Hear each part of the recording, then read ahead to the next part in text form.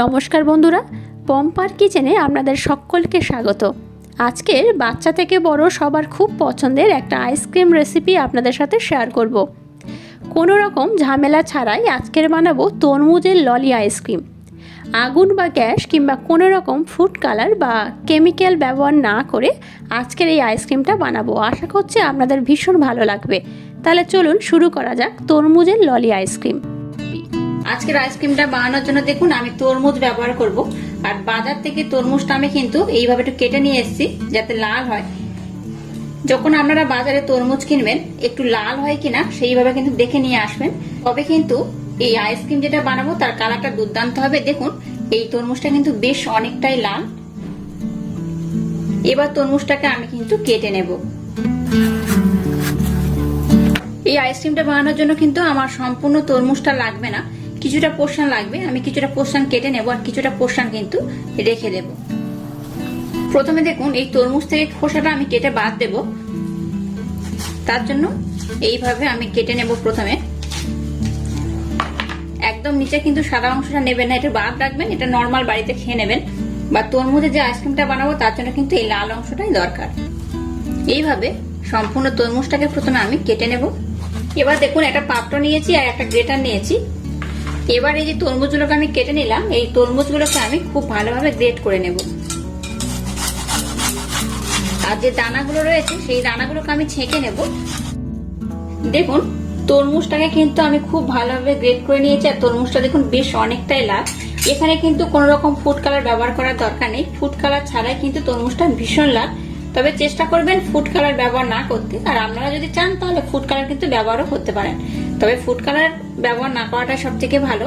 এবার এখানে আমি এই চামচের 1 চামচ দিয়ে দিলাম চিনি। চিনিটাকে আমি খুব ভালোভাবে ব্লেন্ড করে নিয়েছি। আমি 1.5 চামচের মতো চিনি দিয়ে দিয়েছি। আর দিয়ে দেবো এই চামচের 3 ভাগের 1 ভাগ বিট লবণ। এই বিট লবণ আর চিনিটা দিয়ে এটাকে খুব ভালোভাবে কিন্তু ব্লেন্ড করতে হবে। দুর্দান্ত খেতে হয়, কিন্তু এটা করা খুবই সহজ। একবার দেখার পর যে কেউ কিন্তু এই আইসক্রিমটা এইভাবে বানিয়ে নিতে পারেন। কোনো রকম আগুনের দরকার হয় না, এমনিতে এটা খুব সুন্দর। দেখুন চিনি আর লবণটাকে কিন্তু আমি খুব ভালোভাবে ব্লেন্ড করে নিয়েছি। এবার এই তরমুজের জুসটাকে আমি মোল্ডের মধ্যে দিয়ে দেব। এইভাবে সমস্ত মোল্ডটাকে আমি তরমুজের এই জুসটা দিয়ে কিন্তু ভরে দেব। আর এই তরমুজটা বানানো খুবই সহজ। একবার দেখার পর কিন্তু আপনারা যে কেউ বাড়িতে খুব তাড়াতাড়ি চটজলদি এইভাবে বানিয়ে নিতে পারেন। দেখুন তরমুজের জুস দিয়ে কিন্তু আমি সবকটা আইসক্রিমের মোল্ড খুব ভালোভাবে ভরে দিয়েছি। এবার এইরকম একটা ফয়েল পেপার নিয়েছি। ফয়েল পেপারটা দিয়ে এটাকে আমি খুব ভালোভাবে কিন্তু এইভাবে মুড়ে দেব।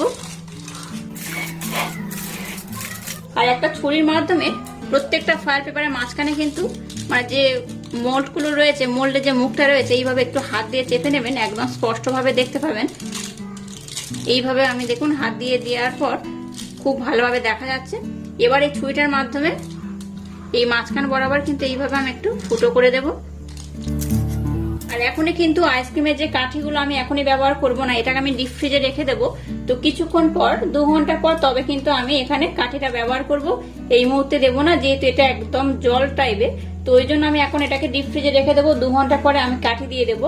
আর এটাকে ওভারনাইটের জন্য ডিপ ফ্রিজে রেখে দিলেই কিন্তু খুব সুন্দরভাবে তরমুজের আইসক্রিমটা জমে যাবে। তো এটা আমি এখন ওভারনাইটের জন্য ডিপ ফ্রিজে রেখে দেবো। আর আপনাদের হাতের কাছে সময় না থাকলে 4 থেকে 6 ঘন্টার মধ্যে কিন্তু আইসক্রিমটা খুব ভালোভাবে পড়ে যায়। ওভারনাইটের পর আমি আপনাদেরকে দেখাচ্ছি আইসক্রিমটা কেমন ভাবে জমেছে। দেখুন তরমুজের আইসক্রিমটা কিন্তু আমি ডিপ ফ্রিজে ওভারনাইটের জন্য রেখে দিয়েছিলাম। আর মাঝখানে আমি কাঠিটা দিয়ে দিয়েছিলাম। প্রায় 2 ঘন্টা পরে আমি এই আইসক্রিম কাঠিগুলো দিয়ে দিয়েছিলাম। এবার এটাকে আমি উঠিয়ে নেব। দেখুন এটা কত সুন্দরভাবে জমে গেছে। দেখুন আইসক্রিমটা কত টাইট হয়ে জমে গেছে। আমি একদম ভর্তি করে দিয়েছিলাম বলে দেখুন উপরটাও লেগে রয়েছে। তো যাই হোক আমি এখান দিয়ে কিন্তু জল দিয়ে দেব।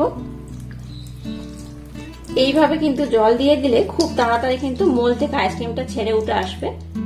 দেখুন উপরটা একদম পরিষ্কার হয়ে গেছে আর কত সুন্দর কালার এসছে। দেখুন অসম্ভব সুন্দর কালার এসছে। এবার এটাকে এই জলের মধ্যে আমি কয়েক সেকেন্ডের জন্য রেখে দেবো, তাহলে কিন্তু আইসক্রিমগুলো মোল্ড থেকে খুব সহজে আর খুব ভালোভাবে কিন্তু উঠে আসবে। আর খুব জোর করে কিন্তু এটাকে তুলতে যাবে না, তাহলে কিন্তু এগুলো ভেঙে যেতে পারে।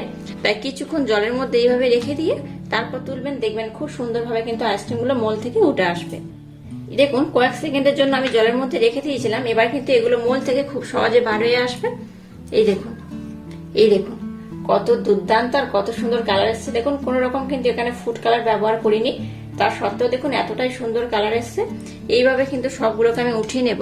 আমি একটা পাত্র নিয়ে নিলাম, এখানে আমি আইসক্রিম গুলো উঠিয়ে রাখছি। প্রত্যেকটা আইসক্রিম কিন্তু এত সুন্দরভাবে জমে গেছে। এইরকম আইসক্রিম পেলে বাচ্চারা কিন্তু ভীষণ খুশি হবে আর খুব মজা করে খাবে। দেখুন কত সুন্দরভাবে জমে গেছে, প্রত্যেকটা কিন্তু খুব সুন্দরভাবে জমে গেছে,